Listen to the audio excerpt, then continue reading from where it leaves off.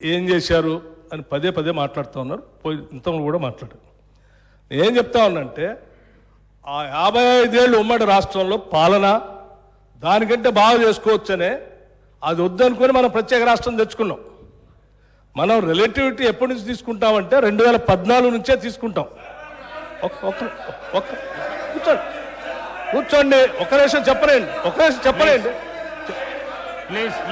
నిమిషం చెప్పండి. ప్రత్యేక రాష్ట్రం ఏర్పడిన తర్వాత అది బాగలేదనే ఈ రాష్ట్ర ప్రజలందరూ కూడా సకల జనం సమ్మె చేస్తే ఇక్కడ ఉన్నటువంటి మంత్రులు కూడా కౌశిక్ రెడ్డి గారు కూర్చోండి. పెద్ద రాష్ట్రంలో మంత్రులు ఉంటే కూడా రాజీనామా చేసి మంత్రులందరూ కూడా తీర్మానం చేసి ఈ సభలో ఉన్నటువంటి కాంగ్రెస్ శాసనసభ్యులు కూడా అందరూ తీర్మానం చేసి ప్రత్యేక రాష్ట్రం కావాలని కేంద్ర నాయకత్వాన్ని ఒప్పించి శ్రీమతి సోనియా గాంధీ గారి దగ్గర కలిసి సభలో సరిపోయేంత బలం లేకపోయినప్పటికీ సభలో ఉన్నటువంటి వాళ్ళందరినీ ఒప్పించి ప్రత్యేక తెలంగాణ రాష్ట్రం ఇచ్చినటువంటి కాంగ్రెస్ పార్టీ ఆ ఆలోచన ఉంది కాబట్టి ఇచ్చింది అధ్యక్ష. కాంగ్రెస్ పార్టీ ఇచ్చిన తర్వాత సంపదతో కూడినటువంటి రాష్ట్రాన్ని మీ చేతిలో పెడితే, మిగులు బడ్జెట్తో ఉన్నటువంటి రాష్ట్రాన్ని మీ చేతిలో పెడితే 10 ఏళ్లు బాగు చేయాల్సింది పోయి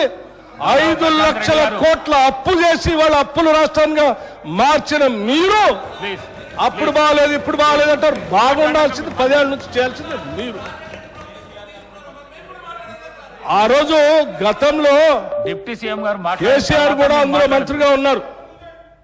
అవన్నీ బాగలేదని అనుకున్నప్పుడు అందరం కలిసి తీర్మానం చేసి తీసుకొచ్చుకుంటాం.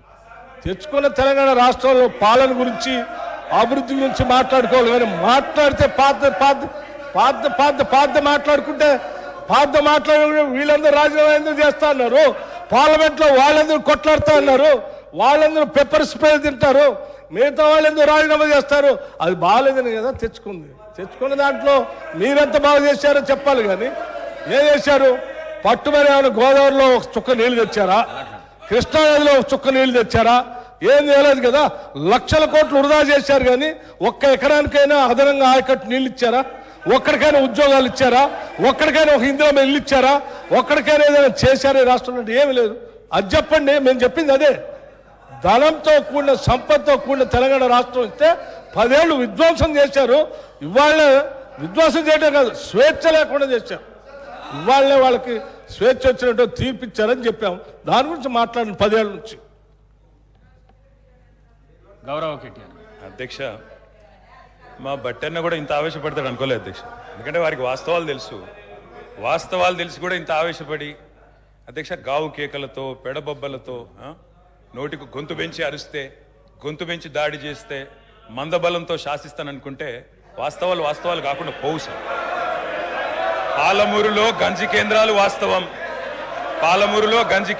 వాస్తవం, తెలంగాణలో నెత్తురు బారిన నేలలు వాస్తవం, నెర్రలు బారిన నేలలు వాస్తవం, కరెంటీ అని మాట వాస్తవం, 14 లక్షల వలసలు వాస్తవం.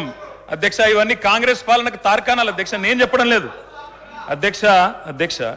ఎవరో కాదు అధ్యక్ష, గౌరవ ముఖ్యమంత్రి రేవంత్ రెడ్డి గారు మాట్లాడిన రికార్డు అసెంబ్లీలో అధ్యక్ష, కాంగ్రెస్ పరిపాలన గురించి గౌరవ ముఖ్యమంత్రి రేవంత్ రెడ్డి గారు మాట్లాడిన మాటలు వారి మాటలు చెప్తా అధ్యక్ష.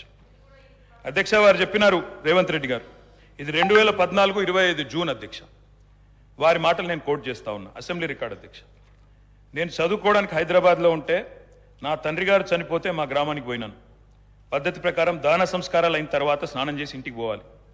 ఎండాకాలం వస్తే ఏ బావిలో కూడా రోజుల తరబడి ఈత కొట్టినామో ఆ బావి ఎండిపోయింది. బోర్ దగ్గర పోయి స్నానం చేద్దాం అనుకుంటే కరెంట్ లేదు. నాకున్న పరిచయాలతో కరెంటే ఇస్తే బోర్ల నుంచి నీళ్ళు వస్తలేవు. స్నానం చేయవలసిన సమయంలో నెత్తి మీద నీళ్లు చల్లుకొని ఇంటికి వచ్చినాం అధ్యక్ష. తెలంగాణ ప్రాంతం నిర్లక్ష్యం కావడానికి కారణం కాంగ్రెస్ పాలకులన్న విషయం ఇప్పుడు అర్థమైంది అధ్యక్ష.